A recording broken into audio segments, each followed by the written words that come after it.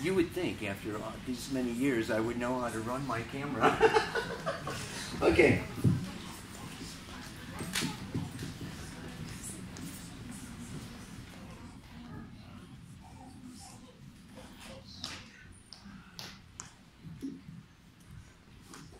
So, let me just like really quickly get to know you a little bit. How many of you listen to the Pele Report? I had a feeling. Okay. Yeah.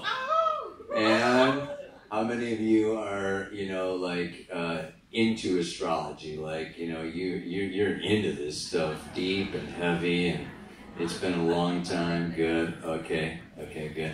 And how many of you, really don't know any astrology at all? You just listen to the Pele Report. Well, that's a lot. And how many of you got dragged here by somebody else? Okay. And how many of you know what degree your Venus is?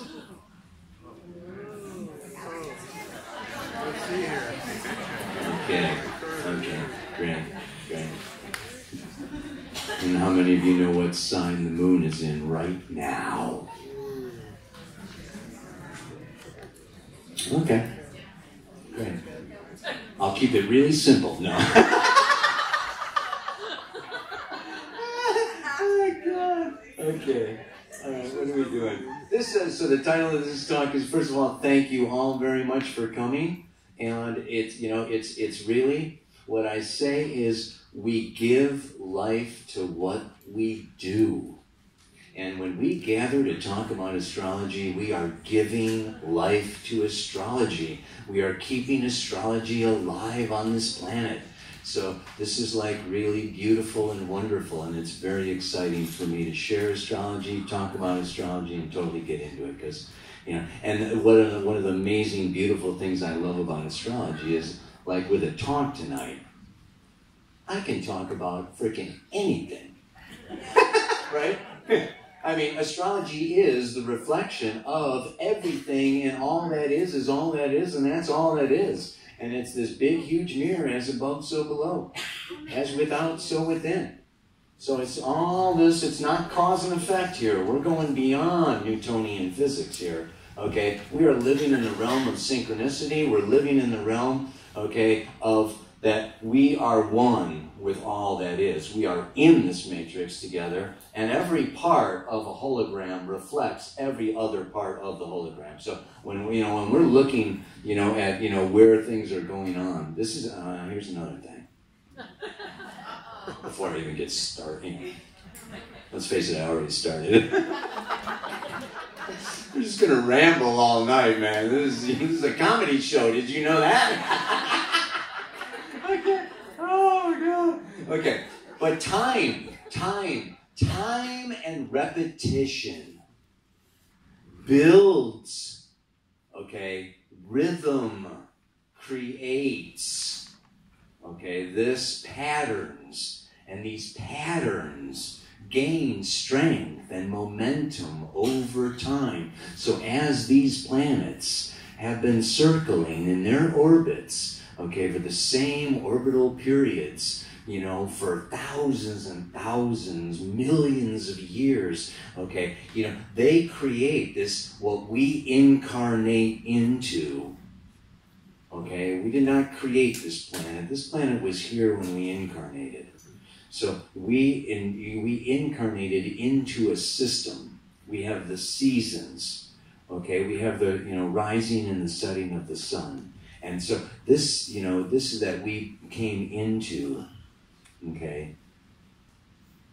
Your birth chart is when you took the first breath. Prana, spirit.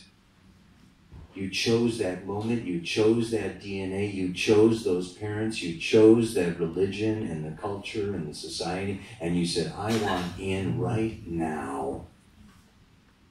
And your birth chart is a snapshot, okay, of that moment that sacred moment when you decided to come here.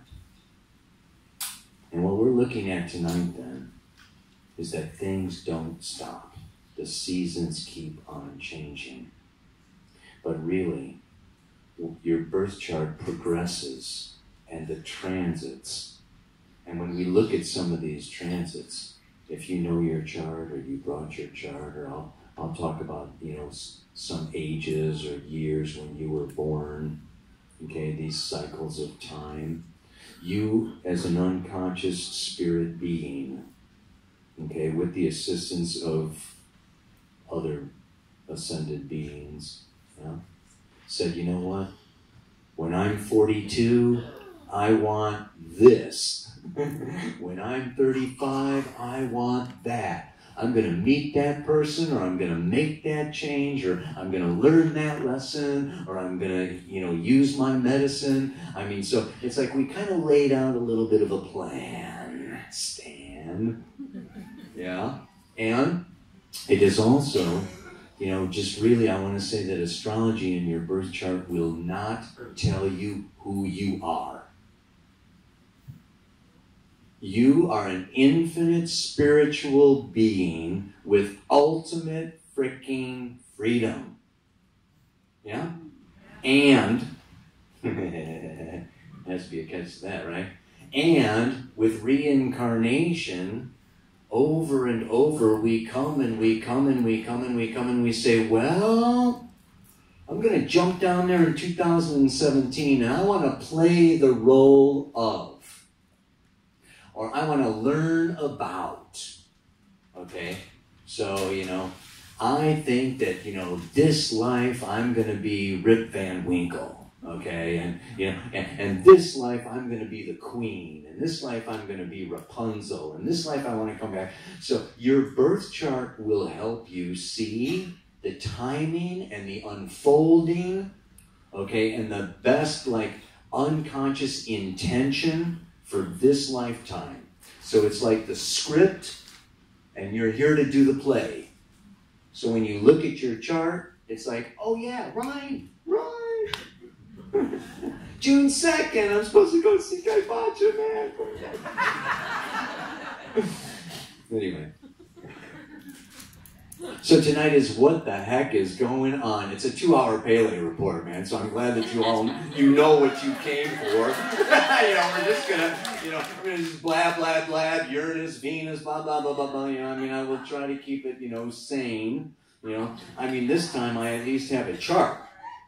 Okay. So now I'm going to be pointing out this chart here. Let's see if I can find it.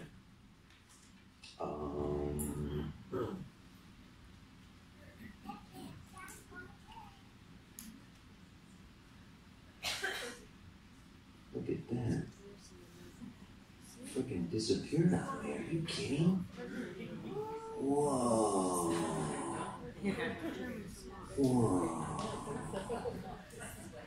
That's amazing. Right in front of the whole audience, I have to be completely embarrassed and restart my computer. Okay. I hope it's still on there. So. Your chart for tonight? Yeah. Your chart for today? Perfect. But I've got a little bit of this fancy software, so I can go back in time and forward in time. We're gonna mess around with time a little bit, yeah? What the heck is going on? Well, that depends, right? On what came before. And so much of this life is, the result of past life choices and past life decisions. Whenever I do a chart reading, we start with the past lives. Because a lot of what you came in here for is to develop more of what you know, or learn something that you didn't know, or, bring your medicine, or, so it's like, we really want to look at the roots in the past. And so when I talk about the Pele report, I just give you this little week. But, tonight what I want to talk about is what's going on now. It starts way back when. Well, let's go back to what? 26,000 years. Okay, that's the great cycle. Yeah. The precession of the equinoxes goes around every 26,000 years, and we take that, we divide it by 4, and it comes into being 6,500 years. And it so happens that it was 6,500 years ago that the patriarchy came into being. So we know that we are in a 1 quarter. Now, whether it's spring turned into summer, or summer turned into fall, or fall turned into winter, we know we're turning a corner, okay, of that 26,000 year cycle, because we are coming into an alignment with the galactic center. And that alignment, okay, of the winter solstice point with the galactic center says, oh, it's like 12 o'clock midnight, right? The hands are lined up. And we're going to look at, because right now, even this year, Saturn is Saturn is conjunct the galactic center. I've talked about it on the Pele report. It's gone up to 27 degrees. Now it's gone retrograde. It's going back to 21 in August. And then it's coming forward again, and it's going to cross that galactic center again. And this is... No, it's going to cross the galactic center in October for the 3rd time. Yeah. Look at this, man. I freaking lost my whole...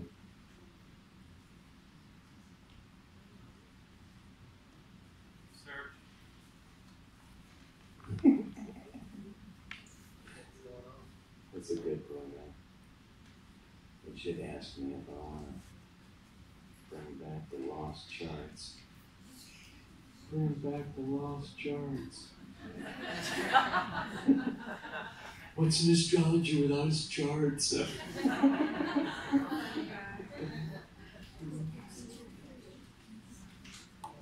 I usually have a cloth zodiac I got little cloth planets. It's very beautiful and wonderful and fun. And I sit in a circle and we're all on the same level playing field, and it's, it's just like, it's a little different.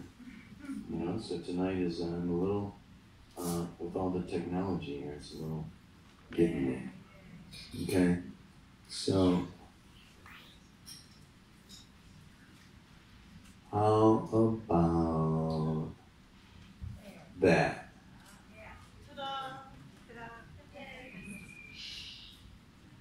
Oh no, that's the transits.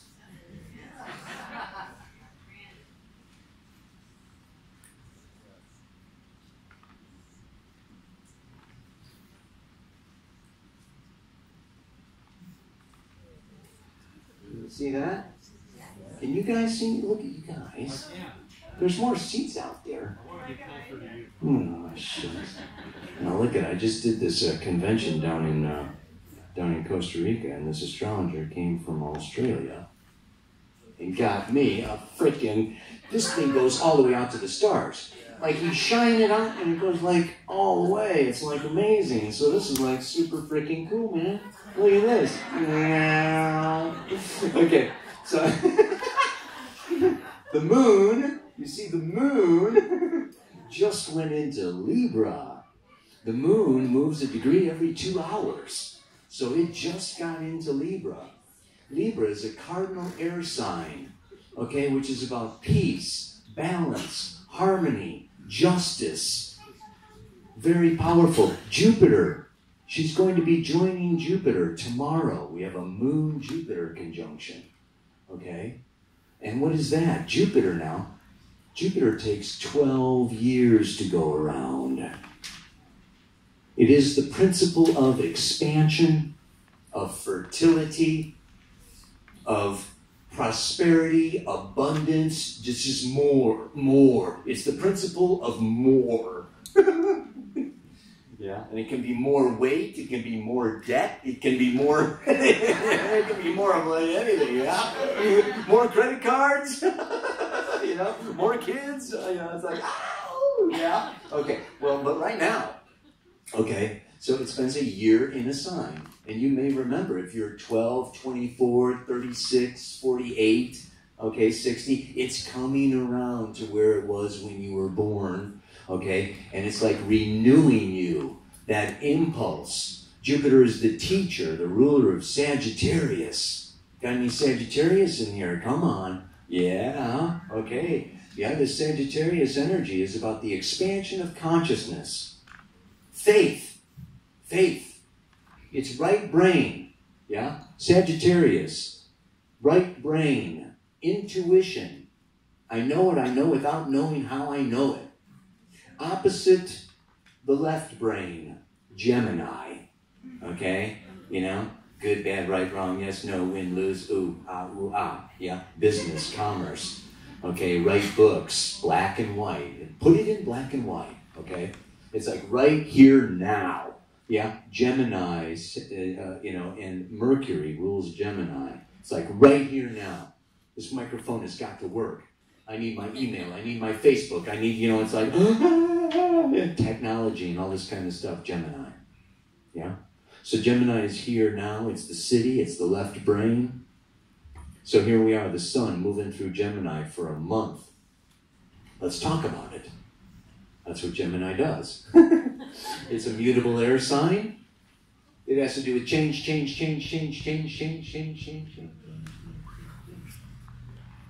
Now, the more you know, you might not have your sun in Gemini. You may not have your moon in Gemini. You may be Gemini rising. You may have Pluto. Well, no, you won't have Pluto, but you can have Jupiter or Saturn in Gemini. So the more you know your chart, obviously, the more tonight is going to be fun for you. Be a little stimulus. But right now, today, and for this month, okay, we have the sun, Mars for just about 2 months, moving through Gemini. Let's look at these. These are all archetypes. We can just look at each one of these planets. I call them psycho-spiritual functions. Okay? The moon is how I feel. Mars is how I act. The Mercury is how I think.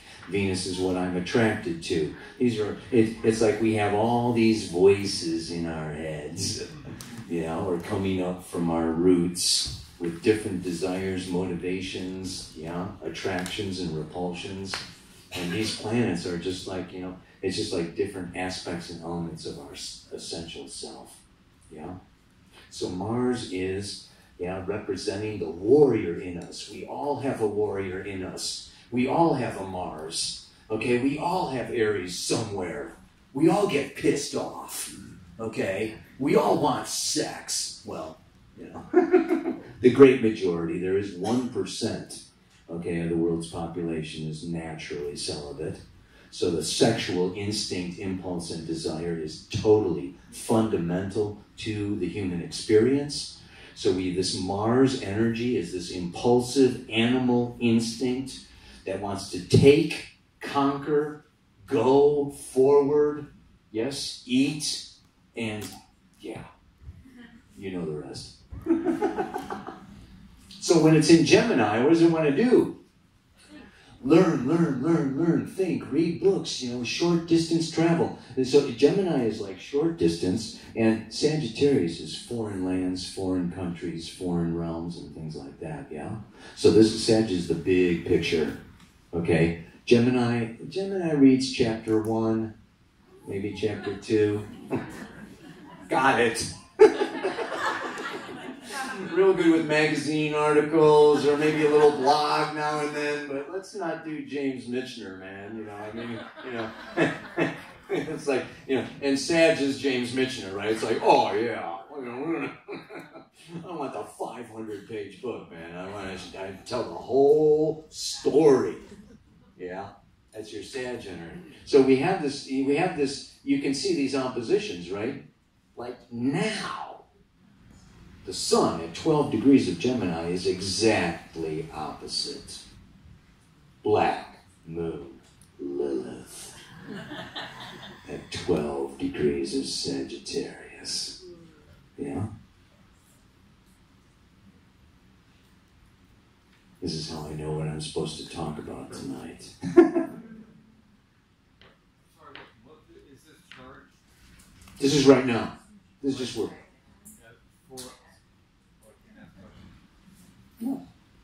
Do whatever you want, man. It's a free country. For now.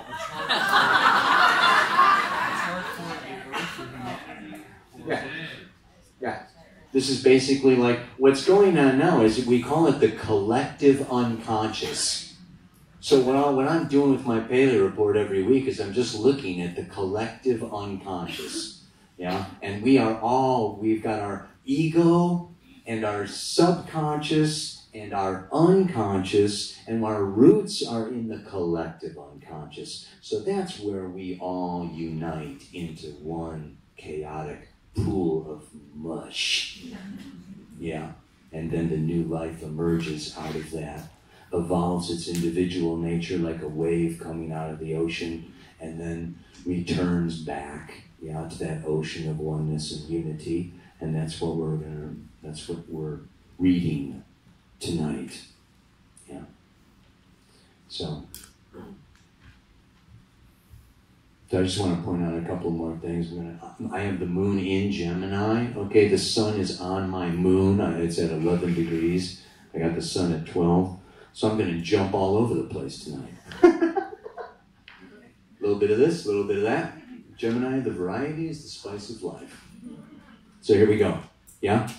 But I was on the sun and Mars, both in Gemini. Gemini is curious. It is the student. Okay, and I read a magazine article, or I read a little piece of a book, or and I change my mind. I change my outlook. So it is change. Okay, it's a mutable sign. So this sun and Mars moving through here, Mars is, I want to learn. Yeah, and I want to network, and it's through other people, and it's through communication, writing, speaking, reading, talking, social networks. Let's do it all. And just like really, Gemini is, I'm going to learn something from rich people, poor people, black people, white people, Muslims, Christians, I don't care. It's just like, you know what, everybody's got something to teach me. I can share something with everybody else. And the way that I do that, I learn more and more and more and more. Yeah. And so this Gemini is right here now. So this is a great time for taking workshops, a great time for coming to talks like this, a great time for opening the mind, okay, to new information. Yeah. It's also a good time for business and commerce. This is a good time to get on the internet and get that stuff done and send those emails and, make those deals and things like that. It's a very positive time for that, yeah? So this is what Gemini is all about. Now, let's talk about the opposition to Black Moon Lilith. I'm sure you've heard me talk about Black Moon Lilith before in the Paleo report. She symbolizes the shadow. And the shadow is a negative belief that I have about myself, that I deny, suppress, avoid, don't show, hide, am ashamed of, and I suppress it, I stuff it. And through stuffing that aspect, that natural, instinctive part of myself, it starts to mold and rot and get stinky and come out perverted and distorted and squirt out the sideways. And it comes out, if you're not going to let it out directly, it's going to come out sideways. It's going to come out weird. And it's also going to piss you off. Yeah? It's the source of anger. So if you've got a bunch of angry people, anger is the result of suppression. Those people are suppressing, okay, their energy, their desires, their needs, there's something going on, yeah? And they're afraid to express it. Why are they afraid to express it? Because of religion? No.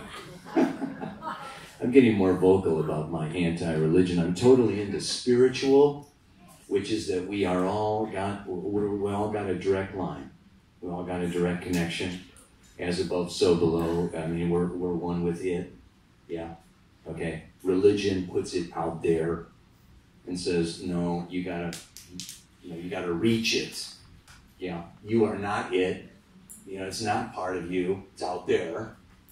So I'm all into this unity stuff, So what we're going to say is, but when you get into this kind of thing, you get into judgment, okay, and whether it's religion or your parents or Trump or your teachers at school or even your peer group, okay, it's like we all want to be loved and we all want to be accepted.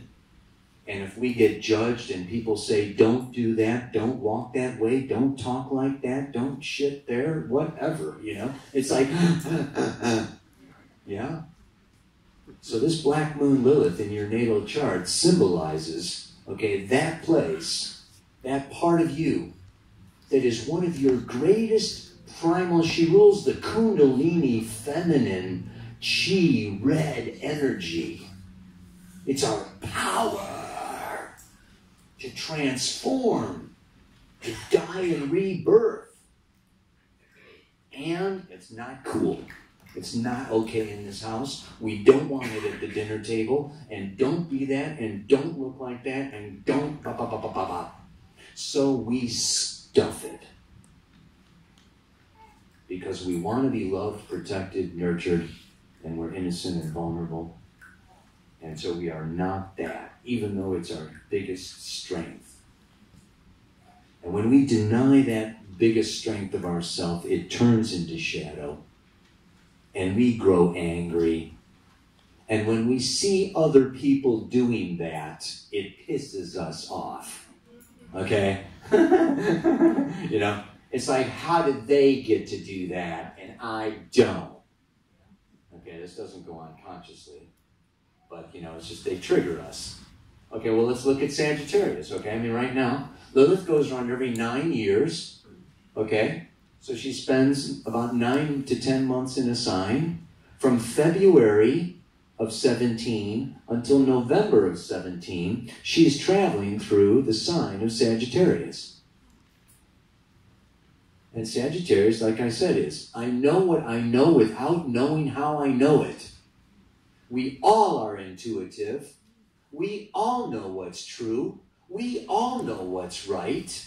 We all know what's wrong. We don't need a book to fucking tell us what's wrong. Like, get in touch, right, with your Sagittarius, and it's all there for you. Yeah? You don't need a teacher and you don't need a guru, maybe a tree, because this is nature. Sagittarius is natural law. Yeah? And it's this truth, and it's just there, and it's eternal, and it's always been there, and it's always going to be there, okay? So, this is a very powerful, if you're born with Black Moon, Lilith, and Sagittarius, maybe in your past life you were a guru, you were a teacher, you were a wise one, you were a traveler, you were a meditator. You tapped into, maybe you were Indiana Jones, found the Ark of the Covenant, whatever. You could have been a gardener. You didn't have to be like somebody super cool. Okay? It's like, everybody, like I said, this is natural. You could have been a surfer. I could go on. Fisherman. Anybody else? No. Okay. But what I'm saying here, okay, is that during this time period, the shadow is, okay, that I don't know. And when I express my truth or my belief or what I understand as being, I have faith in my belief. And this is very powerful. Carl Jung said one of the most primal needs a human being has is a need for meaning. We have to give meaning to our experience, or we get really, really confused, lost, depressed, disconnected, and whoosh, it's gone. Meaning is super freaking important. Okay, and Sagittarius, this expansion of consciousness gives us a meaning for being here. So when we're told that we don't know, or that we're wrong, or that, you need a mediator, or a teacher, or then we can really, okay, the shadow of this is I am going to get super pissed off at teachers and people who think they know everything. Okay, this is also travel. I'm going to get pissed off at the airlines. Okay, I'm going to get pissed off at ISIS or the Muslims or the Syrians. Okay, they're going to get pissed off at, because we have a refugee crisis going on. And this just goes on to Saturn. Saturn's moving through the sign of Sagittarius from October of 2015 all through 16 and all through 17, and it's not going to go into Capricorn until December, November and December of this year. Saturn goes into Capricorn, 2.5 years, closer to 3 years, okay? And so Saturn and Lilith are getting together here in Sagittarius, and they're saying, what does Saturn say? Saturn says, get your shit together, okay? Saturn is form and structure. It's third-dimensional time, chronos. We incarnate into the third dimension, into time and space. And what lasts through time ultimately is true. There's a connection between time and truth. Yeah? Given enough time, okay, the truth will ultimately remain. Yeah? Because it's natural law and it's true. But Saturn coming through here, it goes around every 28 years. Okay, so if you are 28, 27, 28, 29, you're having your Saturn return. Okay, and if you are any multiple of 7, 14, 21, 28, 35, 42, you have Saturn either opposite or square. Okay, so you're going through a Saturn time. And this has to do with contracts and commitments that last through time and endurance and maturity. I look at Saturn transits as graduation. So we're all graduating. We're taking 2.5 years to graduate, okay, through the school of, this is the right brain, higher mind, philosophy, truth, natural law, and getting in touch with our intuitive self. And Saturn is a great teacher for this. Saturn gives us blocks, obstacles, tests, okay? External authority. Saturn is external authority. It's the father, it's the government, it's, whoever gives you a PhD, okay? Or, the boss at work, or anybody that you put as an authority. You can externalize your own authority. And this is a very powerful time that we're in right now, because so much of the new paradigm and so much of the change that we're going through has to do with internalizing and becoming our own authority. Yeah, the author of our own life, authority. So we are personalizing Saturn. 3/4 of the world's population in the herd state of evolution, okay, externalizes authority and is looking to be told. Yeah, and you evolve out of that after a series of lifetimes, and you own your Saturn, and you are your own authority, and you move forward from that core center place within yourself. So Saturn moving through Sagittarius, this is about, number one, we've got a refugee crisis going on, okay? We've got religious wars and bombings going on. We've got people that are having a very difficult time finding any meaning or purpose in their life.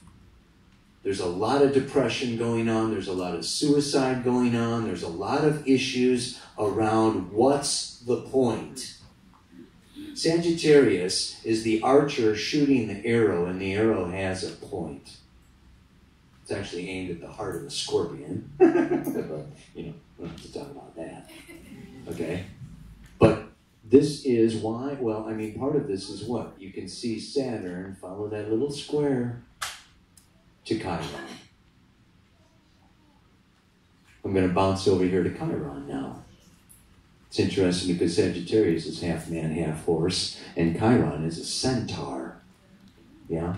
A planetoid discovered in 1977. It's got a 51-year cycle. Anybody who's 51, 52, 50, okay, you're in your Chiron return. And Chiron is the wound. The wound. We all are wounded healers. It's the wounded healer. It has a very elliptical orbit, so it spends very short, fast. It comes in close to the sun, super fast, and then slows down and spends 7 to 8 years in Pisces. And next year it's going to go into Aries for another 7 to 8 years. And then it's going to come around and spends 2 years in Virgo and 2 years in Libra and 3, 4, 5, 6, 7, 8, 7, 6, 5, 4. Yeah. Without going into the mythology of Chiron, I'm just going to simply say that Chiron has to do with that your wound becomes your medicine. And where it is in your natal birth chart is where you need to go into your wound. Chiron was immortal, and he was wounded with a poison arrow, so he could not die. So he lived in constant pain and suffering. Yeah? And he was also an extremely wise wisdom teacher. So he became the father of homeopathy. He checked for every plant, every mineral, he looked everywhere to heal his wound. Yeah? He did not find the remedy. So he decided to give up his immortality and die. So he is the co-ruler of Scorpio with Pluto, the god of the underworld, and he has to do with death and resurrection. That whole initiation process that we all go through of getting stripped, of getting more vulnerable, of getting weaker and exposed and open and innocent and powerless and helpless and into the empty nothingness, into the void, before we again reemerge with a new identity and a new purpose and a new life and a new love and a new reality and a new space. And we go through these death resurrection processes. So for the last 7 to 8 years, Pisces, what is Pisces? I see Pisces as being the Alpha and the Omega, the beginning and the end. It's infinity. It's love. It's yoga. It's union. Everything comes out of Pisces and goes around and returns to Pisces. So it's infinite. I don't even call it a water sign. I call it ether. There's no physical substance. It is a dream. There's no time, no boundaries, no space. It's everything and it's nothing. Yeah? It's chaos. It's totally beyond, there's Sagittarius is trying to figure it out, okay? But guess what? By the time you go through Capricorn, Aquarius, Pisces is the 12th and last sign of the zodiac, okay? So it's just like, you know what? You think you got it figured out in Sagittarius, but you don't. You got a big piece figured out, but, you come around to Pisces and it's humbling. It's humility. So we have all been going through the wound, dealing with this wound. And I look at Pisces as spirit, God, goddess, source. Well, the wound, if you're wounded in Pisces, it's I have been abandoned by God. I have been dropped on earth like E.T. phone home. I've been left here. This place is cold and cruel and harsh and violent and, oh my God, how could you do this? And you can blame God, you can blame the government, you can blame everybody, you can go to be, you're a victim. Okay, it's just like you're helpless and innocent and open and all you want is love and da-da-da-da-da-da, you know, like let's just party. I got to escape, I got to deny, I got to avoid this terrible, harsh, you know, Saturn, time, space. Give me another toke, man. Give me another drink, freaking. Let me freaking out of here. You have to be a Pisces to feel that way. Now, this is Chiron in Pisces. Okay, so this is, you know, collectively we've been dealing with this for the last 7 or 8 years. Looking for scapegoats. You know, it's like, oh my God, how did that happen? How did that happen? Whose fault? Whose fault? Whose fault? I mean, we gotta try to find some, you know, but it's you know, it's beyond that. But if you're 51, okay, you know, you've got this, and we would say if you are even up to 57, 58. I'm 49. Yeah. No, if you're 49, you got Chiron in Aries. So your time is coming.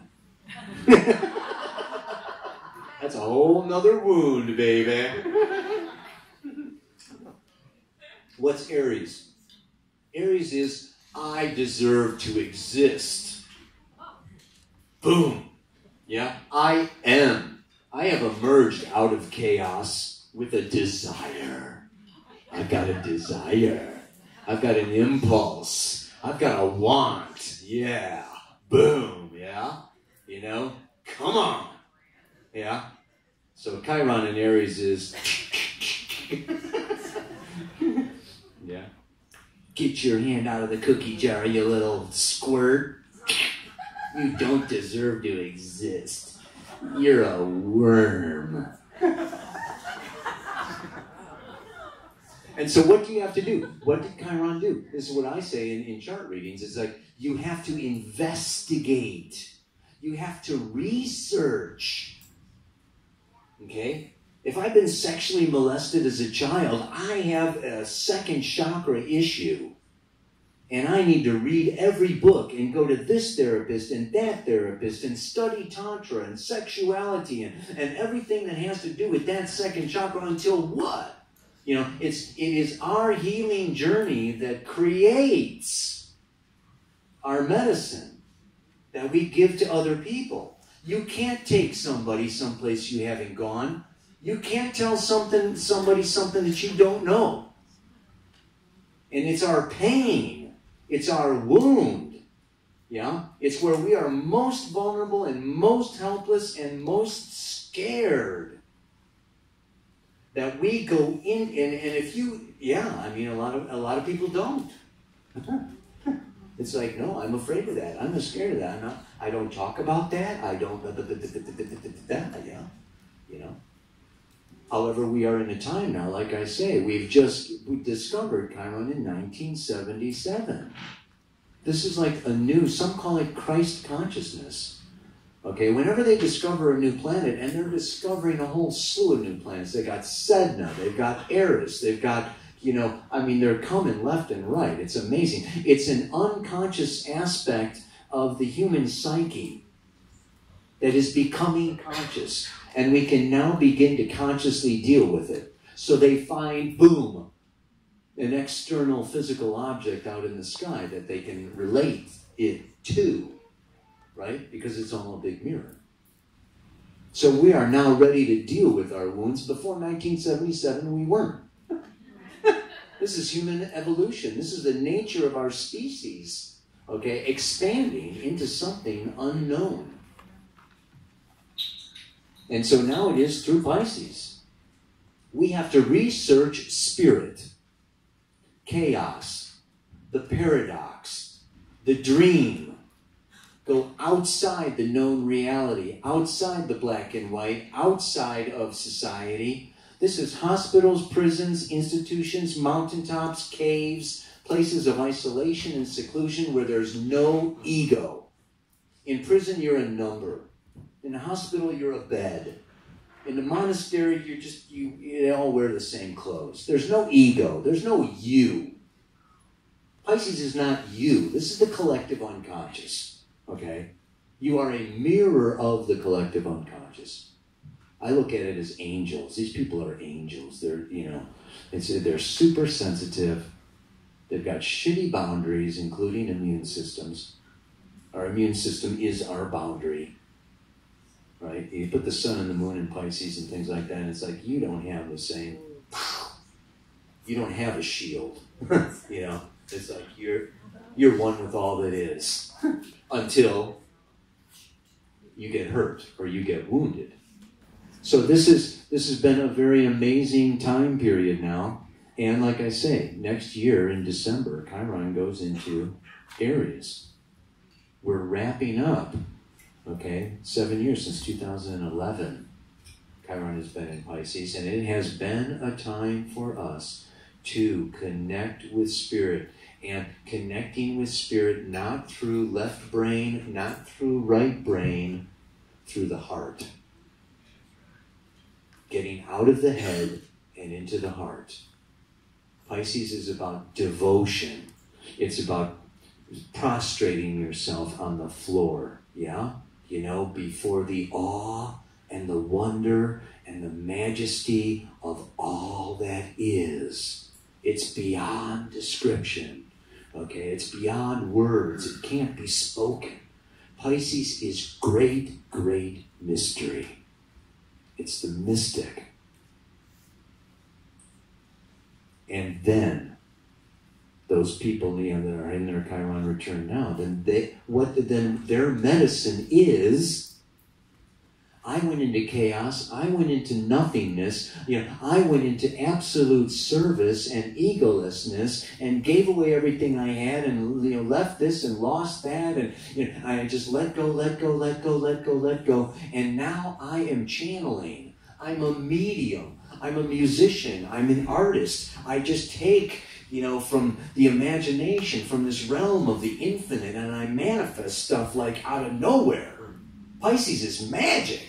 It's like, boom, where'd that come from? Wow, well, I just had a dream. I thought I'd take my dream and scratch it around a little bit. It's a Picasso for $1 million. You gotta freaking love it, man. And it's not just Chiron. It's not just Chiron who uses freaking magic wand.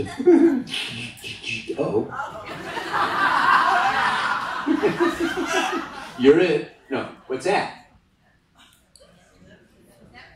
Neptune. Yeah, baby. Neptune goes around every 165 years. It spends 14 years in a sign.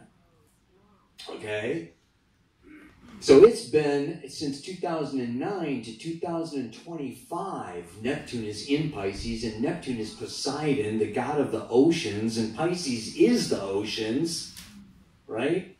So Neptune rules Pisces. Neptune is at home in Pisces. Neptune is like,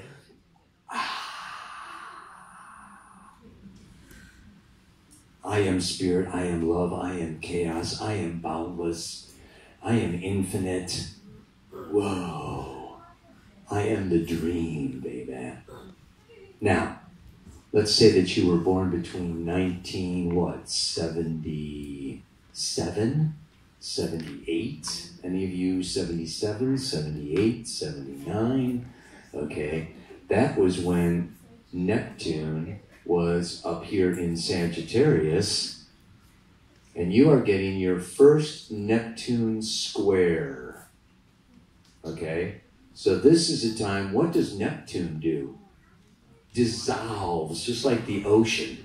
Dissolves the cliffs, dissolves the walls, dissolves the rocks. It creates confusion. It gets rid of form and gets rid of structure and gets rid of all your goals and all of your ambitions. And it's just like, I mean, this is like, I labeled this year, 2017, right, as the end of illusion and profound revelation. And the deeper I get into this 2017, it is also the year of really the necessity of living, walking, talking, and acting on a deeper spiritual purpose, a deeper meaning for our lives, for our existence, for our relationships. This is a time of like really getting on our soul intention track. Yeah. And I mean, Neptune and Chiron, both moving through Pisces, okay, really symbolizes so much of this. Yeah. Because that is the only solution to some of the chaos.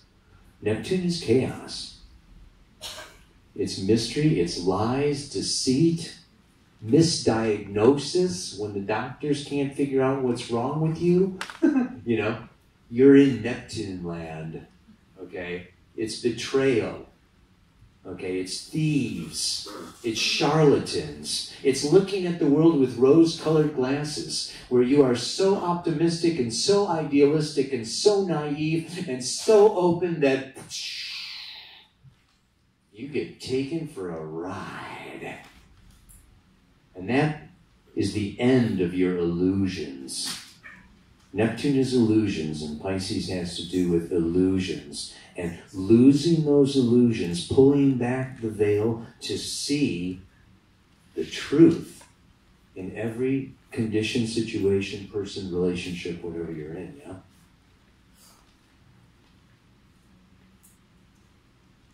It needs its opposite, Virgo. These are all polarities, right? They all balance each other. They all need each other. You get out too much into Sag and you got to come around and come back in through Gemini. Pisces needs Virgo. Earth. Yeah. Analyze, categorize, clean, cleanse, integrate, purify, work. Work. The downside of Pisces? Procrastinate. If it's supposed to be, it'll be. Que sera, sera. Yeah, whatever. If God wants it, it'll happen. I believe. In the meantime, I got the remote, and I'm just, I'm hanging out, waiting for my, Social Security check. Right? Okay? Virgo is like, what? I don't like this, I don't like that. If you change that and bring that around, move that over, and, paint that and cut that and fix that, and it's like, now I can sleep. Now I can relax. Okay? So, Virgo is just like, fix it, work it, get on it.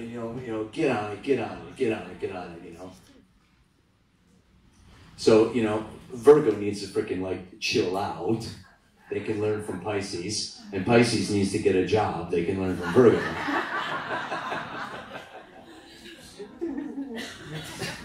You got the workaholic and you got the alcoholic.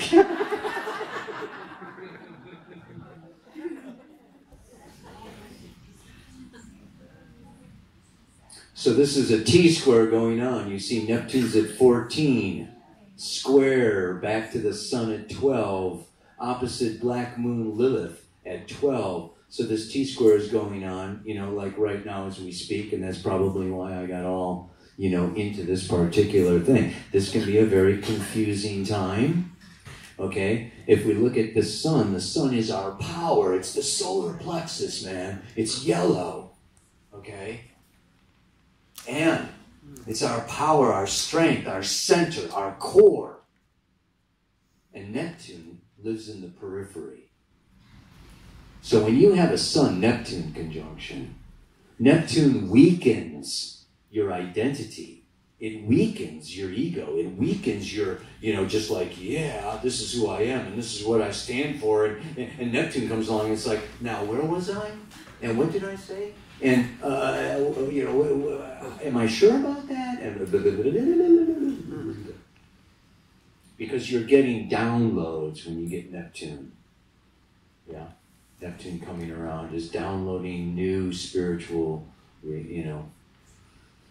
info for you. So this takes a little bit of doing. This takes a little while. And in the meantime, it's dissolving your old identity, and it's spiritualizing you with a new identity. But that new spiritual identity doesn't have as much substance. It doesn't have as much weight. It doesn't have as much of, the past or the heaviness and so it's just like I say, it's like water turning into steam. There's more space. There's less to hold on to. There's less security. Okay? It's just like, really hard to concentrate. When Neptune comes around, very difficult to focus. But it's a great time for writing a new song, painting a new painting, dreaming a new dream. Okay, it's like, whoa, I just, had some good stuff. And I saw it all, the structure of DNA, the sacred geometry of this room is like outrageous. And so, it is the vision, it is the mysticism. It's a great time to do your Kundalini yoga, open that crown chakra. Neptune Pisces rules the crown chakra. Yeah? So, this is a time when, we're open. And if you can just do it with consciousness. This is a whole thing, right? The whole thing is like life is becoming conscious of the unconscious. That's really all that it's about, right? So this is the collective unconscious, and the more, the sun can shine its rays into that, the more we expand and we become, yeah? And what is, spirit is free, open. That steam rises and the steam expands, okay? And it's just like really, there's more action. Yeah? More space. More freedom. So coming out of this, geez, man, I'm really going out there in the ozone, but let's look at, I want to look at this other aspect that's going on now. It's not really powerful, strong, but we also have Pluto in Capricorn, squaring that Jupiter. And Jupiter goes back and forth opposite Uranus, and I want to talk about this Venus-Uranus tonight. Because this is what they call a T-square, yeah? And if I just go back, let's see here, check it out. You ready? Get on your mark, get set, go.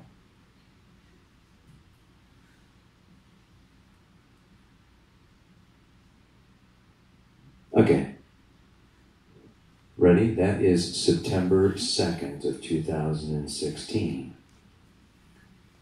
Jupiter, right, goes into Libra. You see it here? Jupiter's about to go into Libra. Here we go, September. October, November, December, January, February, up.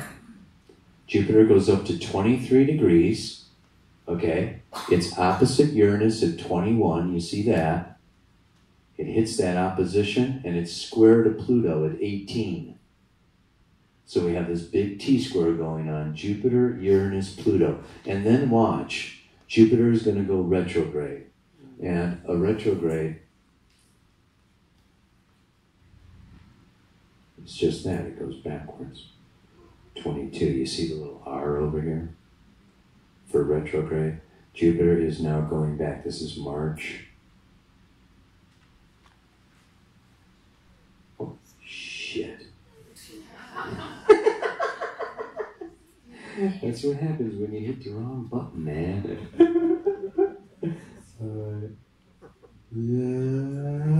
March up. There's May 2nd, okay? And here's tonight. What is it not doing that? There we go, June 2nd. And watch, now Jupiter is going back to 13 degrees, and by July, what was that? What did we do? July it goes back up to 14. So now it's going direct. 17. Okay, this is August, September, October. Okay, and you see it exactly opposite Uranus. So you see it's basically about a whole year. Okay, you know, where Jupiter comes into Libra, it opposes Uranus in Aries, and it squares that Pluto up there in the middle of Capricorn. So now let's just talk about that a little bit. Yeah. Everybody see that?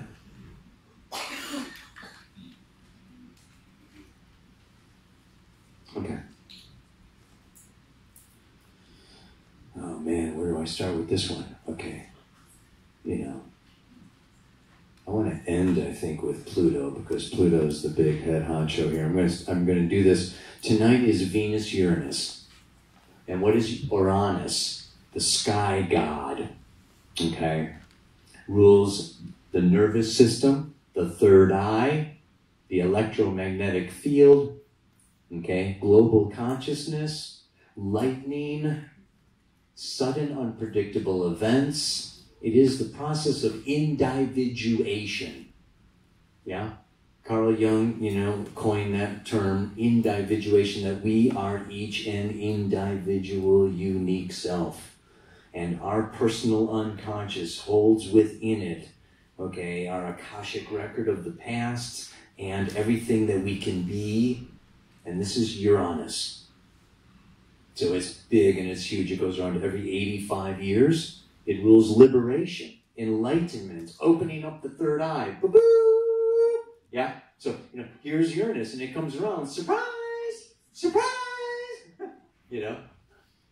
It's the force of change. And I always say, be a force of change instead of being forced to change. Yeah? Because Uranus comes along, and if you're not changing and individuating and revolutionizing and rebelling and, you know, emerging into your individual, unique, crazy, bizarre, eccentric, nutty self, then you're not doing Uranus. And Uranus will, boom, surprise. Yeah? You lost that job. You lost that partner. You won the lottery. Okay, you know, you crashed the car. I mean, it's, it's just like, what? It's crazy, wild, eccentric, unusual people can come into your life. Astrologers, Uranus rules astrology.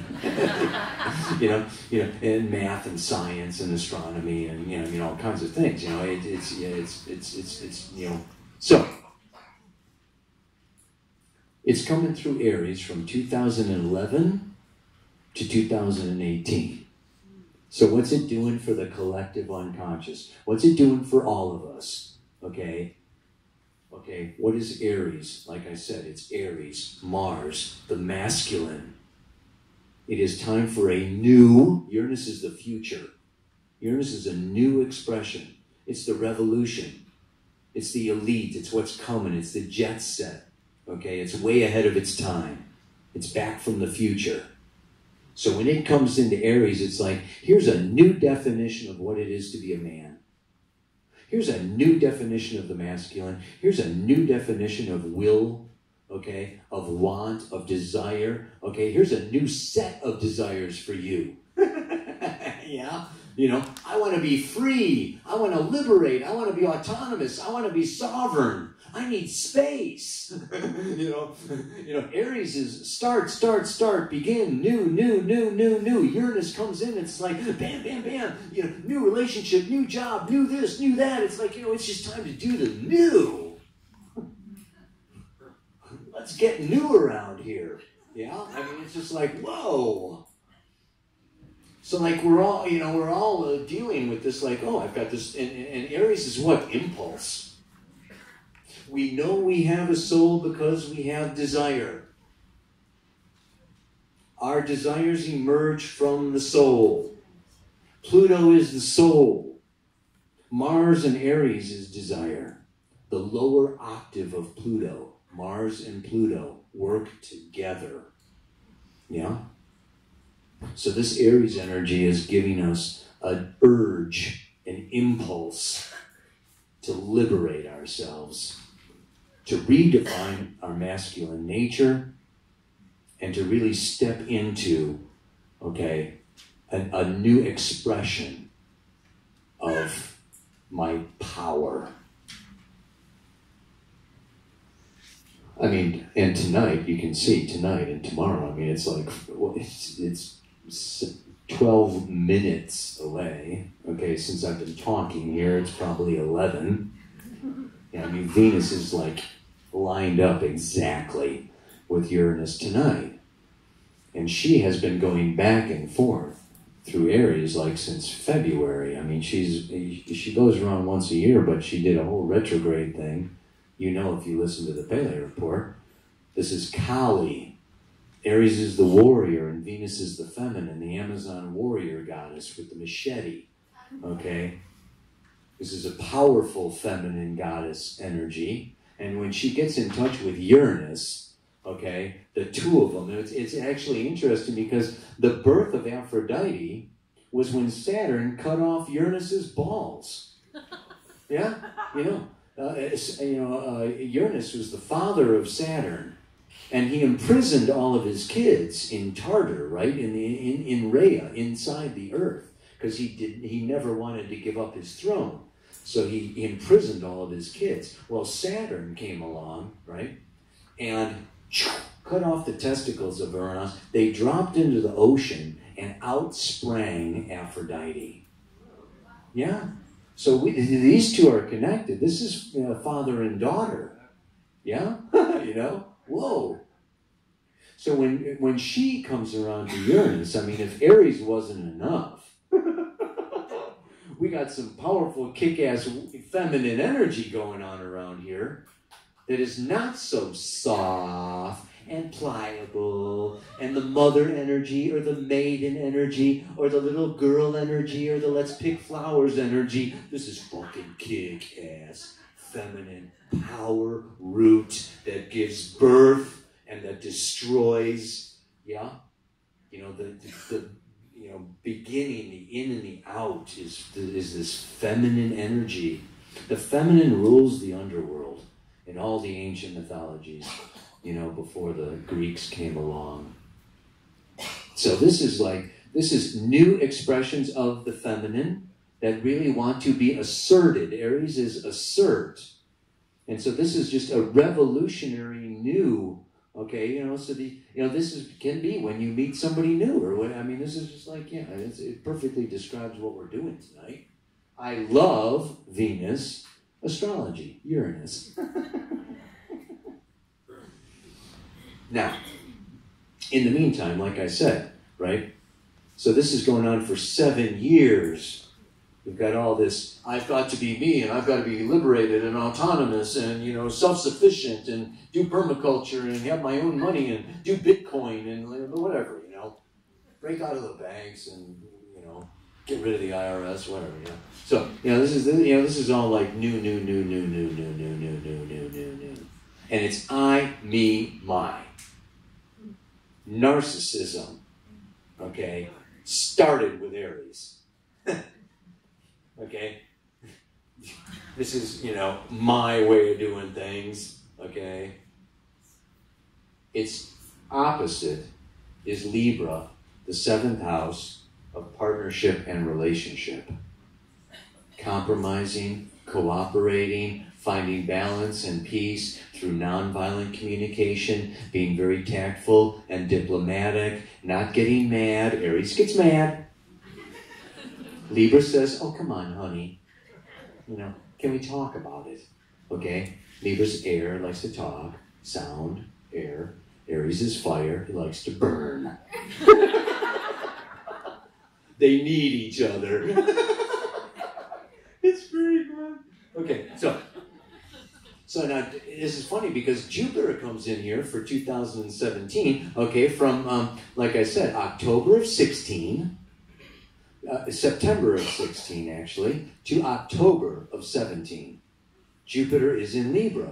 And I said, if you want to expand, prosper, do well, grow, evolve, do Jupiter. So right now it's in the sign of Libra. Do partnership. Do relationship. Good stuff comes through others. So it's a time, okay, to like really prosper in abundance and do projects together and work together and understanding relationship and how the masculine and feminine work and how we can get along and new techniques of communication and direct communication and honesty and all this stuff going on with this Jupiter in Libra. Well, you can see the opposition going on, can't you? It's creating a challenge.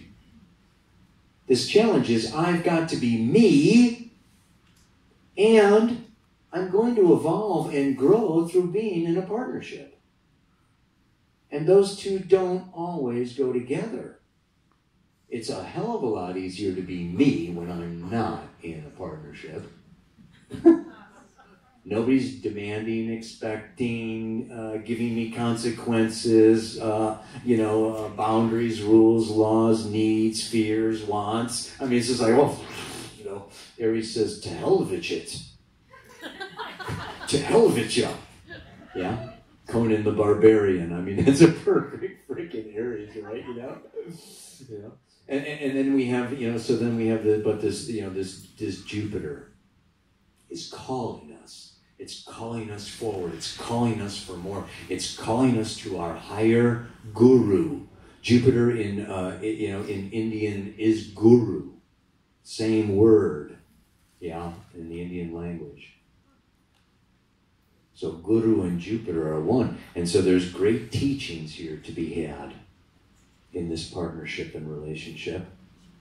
And so this is what this really kind of so much boils down to of 2017 is discovering our truth, which is Jupiter, through partnership and relationship.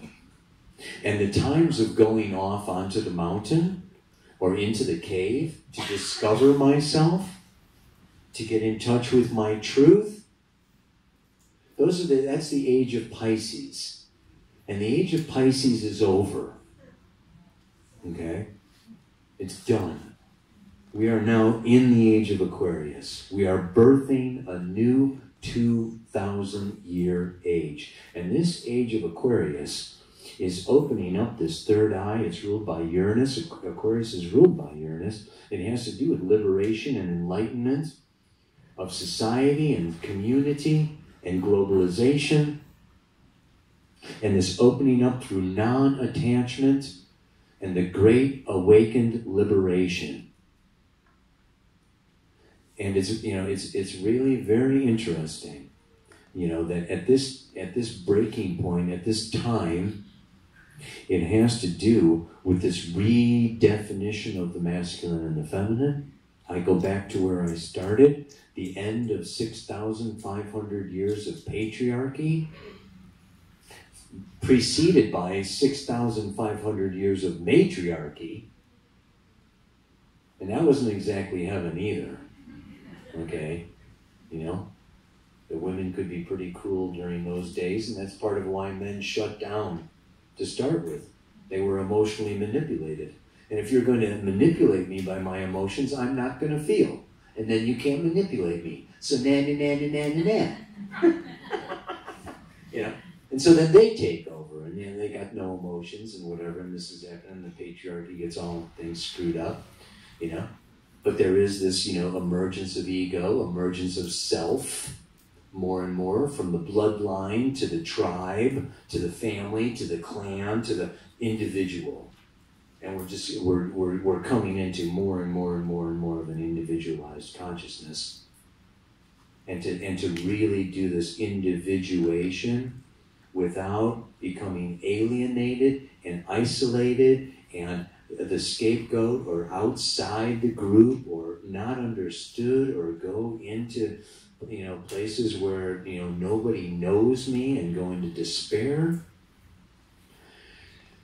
There still needs to be social organizations. There still needs to be relationship happening in some way, shape, and form that's different than it was before through this last age of Pisces. So it's been 2,000 years of Pisces. In fact, I wanted to show you, I can here a little bit. You want to see what I call the birth of Aquarius? Well, I'm going to go years here. Ready? June of 17. And here's what you want to watch. Jupiter, Saturn, and Pluto. You ready? Here we go. 17. 18.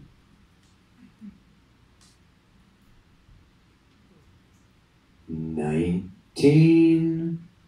Saturn conjunct Pluto. And 20. Yeah. We have a Pluto-Jupiter-Saturn conjunction all through the year of 2020. And it just so happens to be right where the Pluto was at the birth of the United States in 1776. This is the first Pluto return after 248 years to its place in Capricorn, only it's going to be joined now by both Saturn and Jupiter.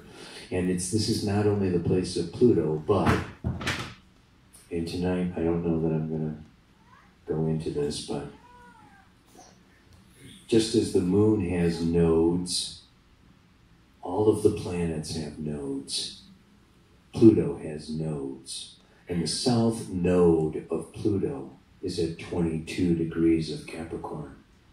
And the south node of Saturn is at 29 degrees of Capricorn.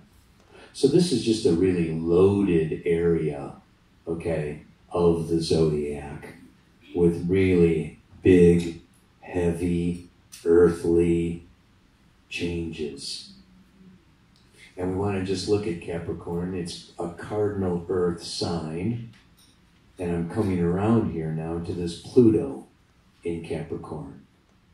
Pluto entered Capricorn in 2008, and it's going to stay there until, here we go, 2020, 2021, 2022. To me, this is the birth of the age of Aquarius. Kabang! Pluto goes into Aquarius. Whoa, baby! Yeah? This is in 2023. 2023. Pluto goes into Aquarius, and it's going to stay there, okay, for like almost 20 years.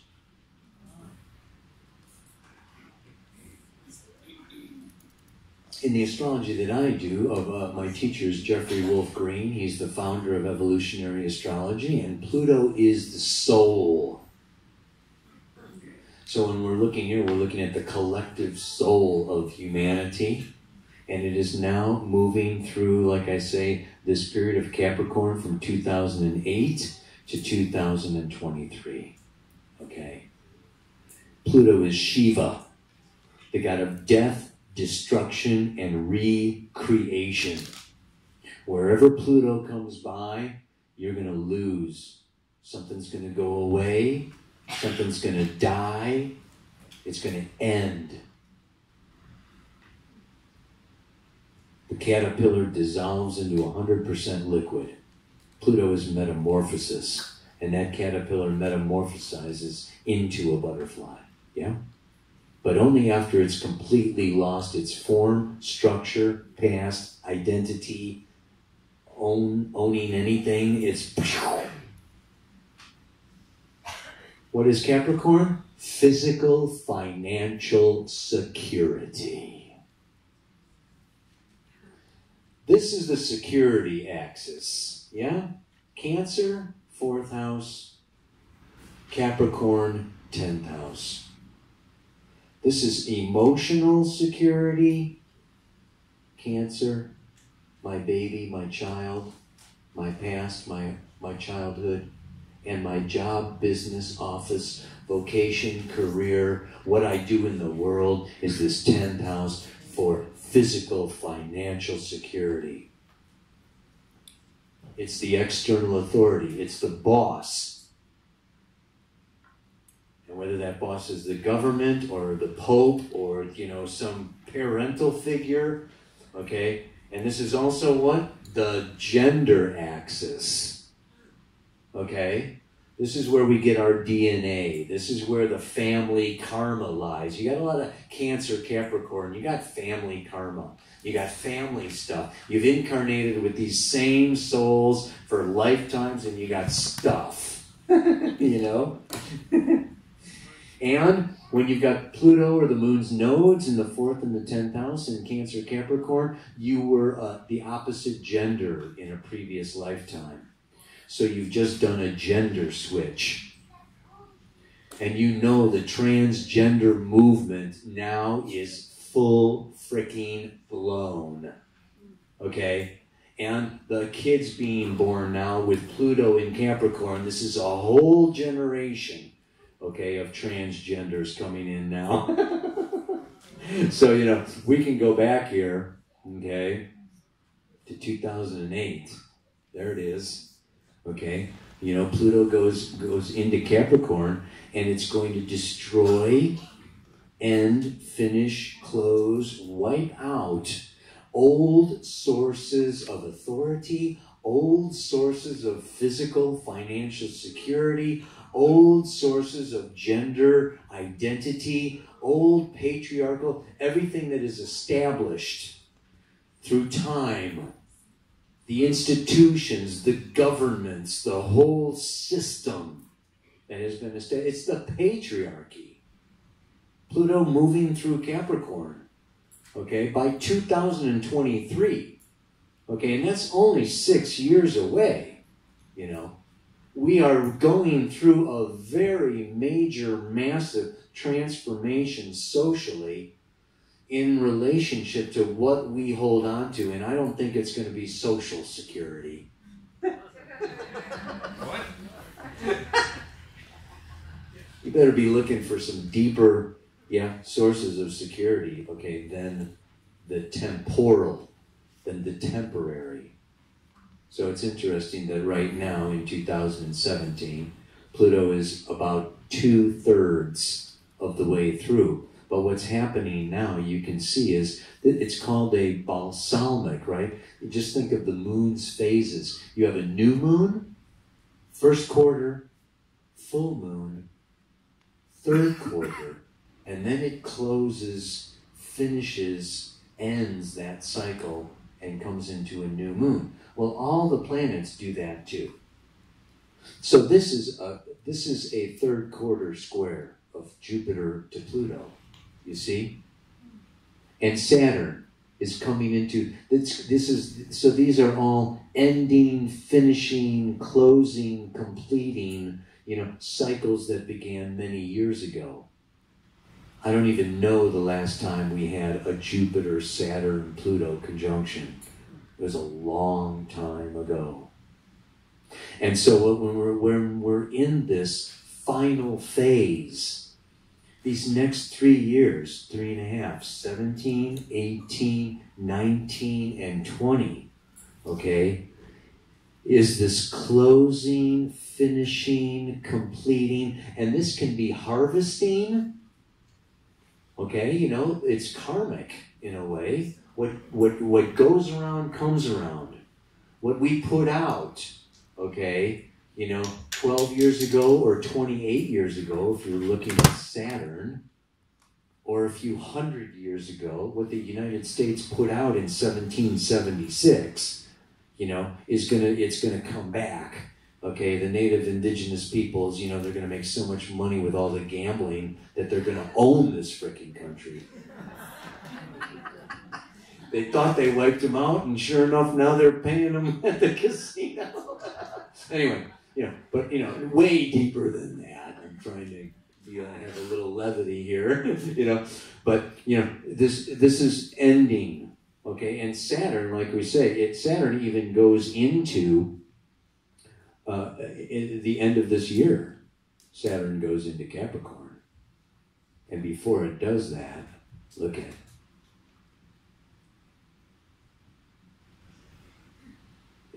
Look at, there's a Saturn-Lilith conjunction, and guess where the galactic center is? Right in between. Yeah? Saturn and Lilith straddling the galactic center on November 2nd. of 2017. So this is just like, and when I look at the galactic center, I look at, if you just think of a transformer, or you think of those, you know, they're the boxes on the electric poles outside your house, it takes the high voltage, okay, and downs it so it can come into your house without blowing you up, right? Yeah? This is, so we have a metaverse which is consisting of multiple universes. They have now discovered that there's a metaverse, and then our universe is part of that.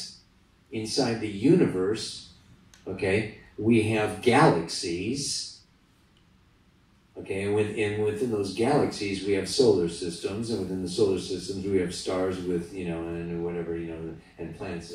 So there's this stepping down of infinite intelligence from a metaverse to a universe, the expanding universe, you know, down through the black hole at the center of our galaxy.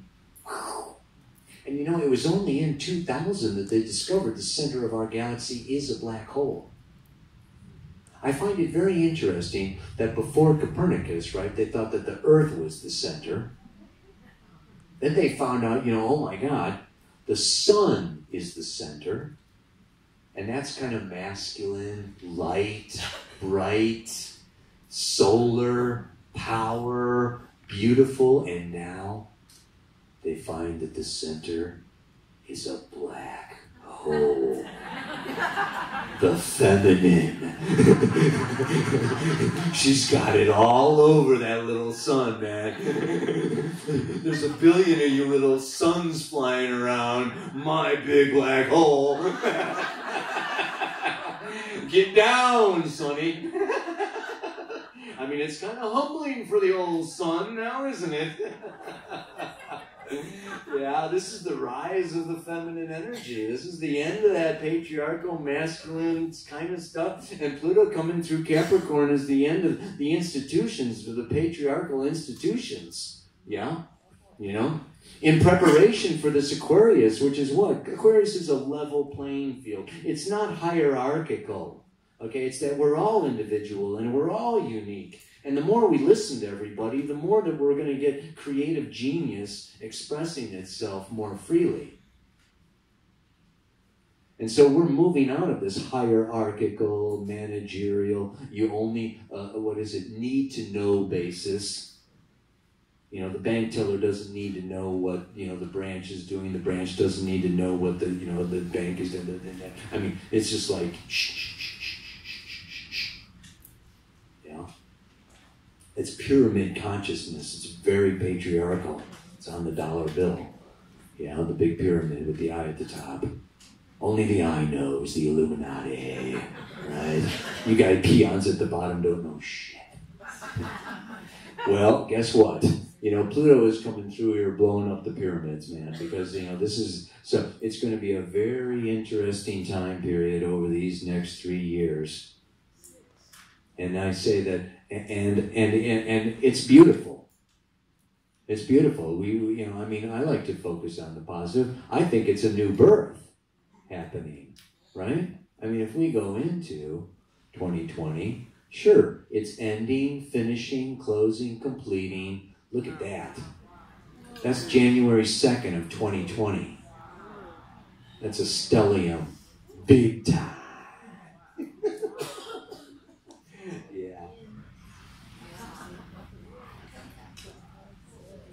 So they call Saturn the Lord of Karma, you know? And, you know, I mean, when I look at, and I want to give an interpretation, you know, of what this means and what's it about, you know, what it is about. Saturn is actually the ruler of Capricorn, so it's very strong in Capricorn, and Capricorn is definitely not all bad. I mean, we can't live without Capricorn. And it's not just patriarchy. That's just because the age of Pisces and the patriarchy for 6,500 years has cast Capricorn in that role.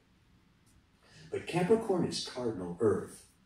And like we said, there's a relationship between truth and time.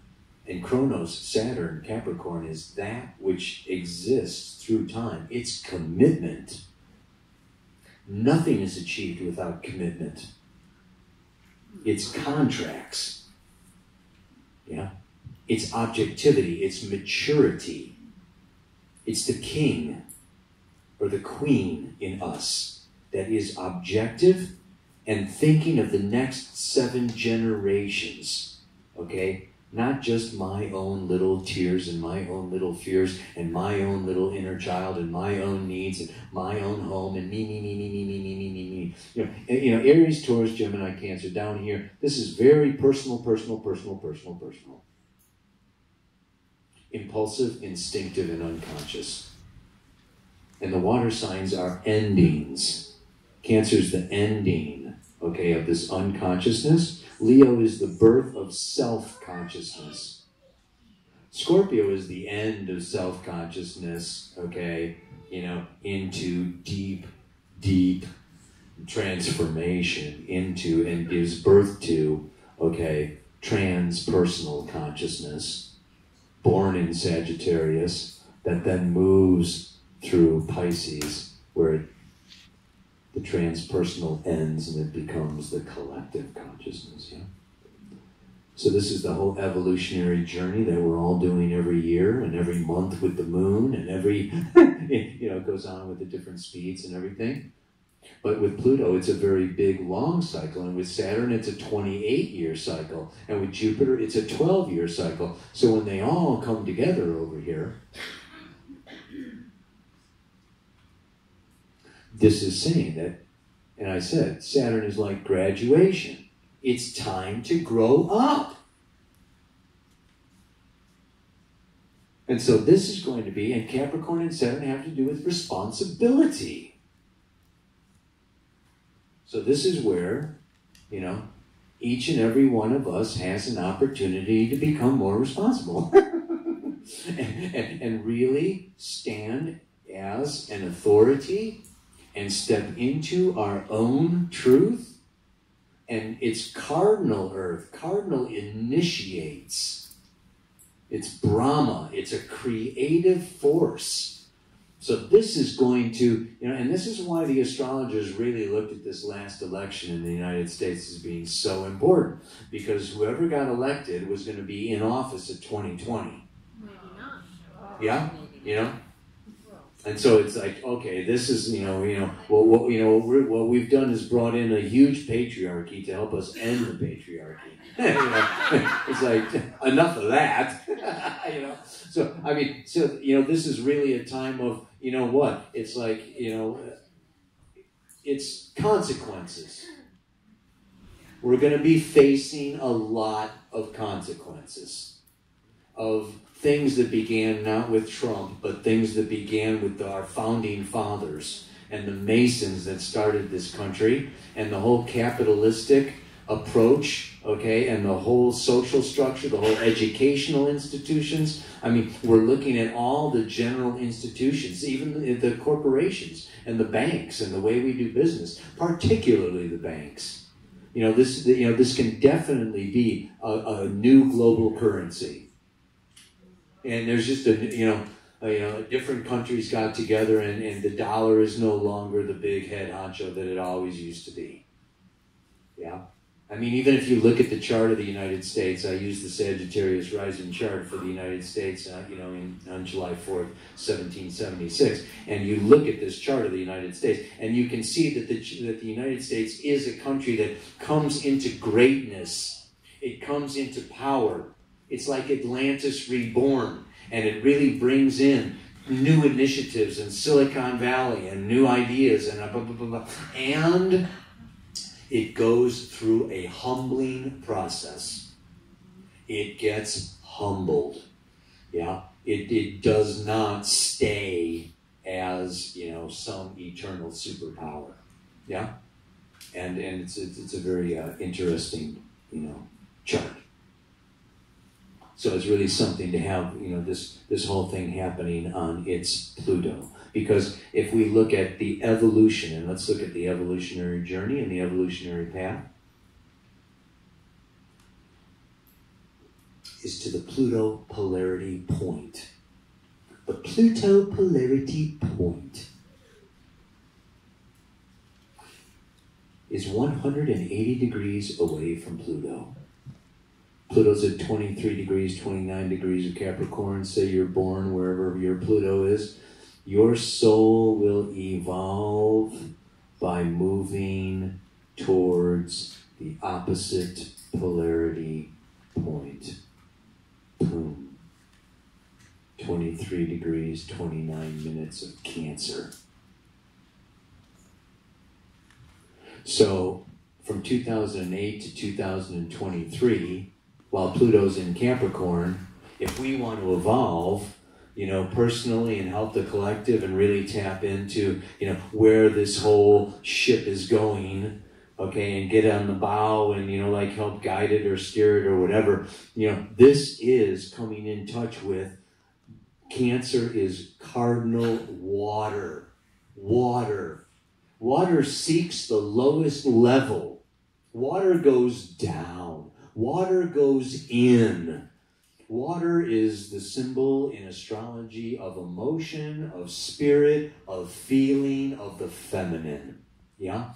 And so this time period, our evolutionary process is bringing us out of, and if we even look at the chart, right, this is the natural horoscope.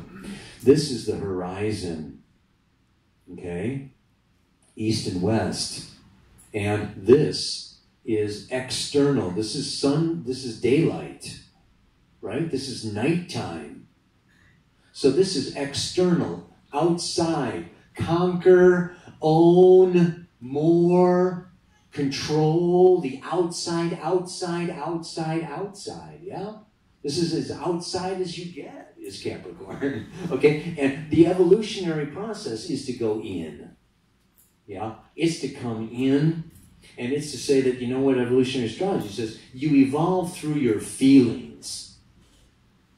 You can think the greatest thoughts and have all kinds of ideas and solutions and write books and this, that, and but evolution happens through your emotions and through your emotional body because you bullshit yourself. What you think is just that. It's what you think. Okay? What you feel is who you are. And you have to start from who you are to move towards your ideal or where you would like to be or who you think you are. You have to get into where you are. And Cancer, our inner emotional body, that is where we live. That is where we are. Yeah? And so this is like really, and so what is this? What is Capricorn about? My reputation.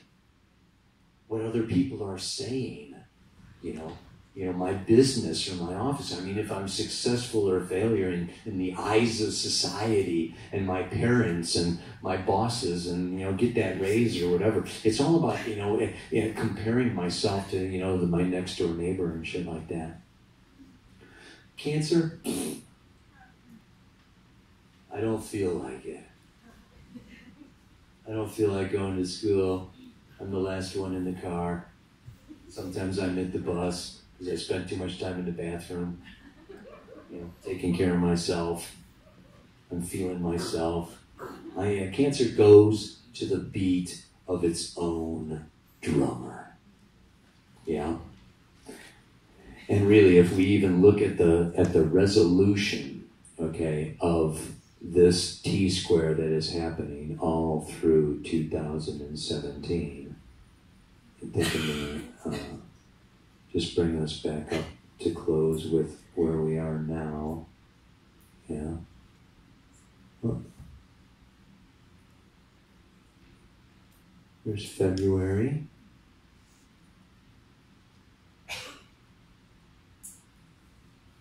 Well, there the T-square is very obvious here in February. Yeah. Jupiter, Pluto, Uranus. You see the empty quadrant is Cancer, right? So it's really, if you want to really balance out this teeter-totter, Pluto's kind of the fulcrum point of it, okay? But to make a diamond out of this, you come into Cancer. And that is coming home. Cancer is ruled by the moon. It's our childhood. The fourth house is our home, roots, family. This is the time to build a home. This is the time to settle in. Home is where the heart is. This is the time to, really moving more and more into our hearts. Yeah? So the future here and expansion is partnership and relationship and creating emotional connection. Emotional security comes through connection and a nurturing of each other. So we really have this emphasis, okay, on relationship and feeling and the giving and the exchanging of love. It's about love, yeah? It's not so much about achievement or material success or, all this kind of thing that's been going on. It's not even so much about, I've got to be me, It is an interesting dynamic that we have. I mean, I could talk about this for years, you guys. I'm just going to do one more thing. Did you see that? I did a whole convention here on what? The moon's nodes. They go around every 18.6 years. And in May, this is May, ready? Here's June. It's tonight. The moon's nodes just switched. After a year and a half of Virgo, they're going into Leo for a year and a half. We're coming out of this earth, healing, health, crisis, prioritize, get a job and work and do your diets and your nutrition and your yoga and purify yourself and go on a cleanse and get your, whatever. Colonoscopy. And now it's coming into Leo for a year and a half. It's like, oh yeah. We're coming out of earth into fire. Leo is fire. Okay? And this future path now is, and Leo and Cancer are the two most personal signs. They take things personally. Yeah? I know it's one of the agreements, don't take anything personally, but you know what? We've all gone, okay? Cancer and Leo somewhere. We all have a sun and a moon. The sun rules Leo, the moon rules Cancer.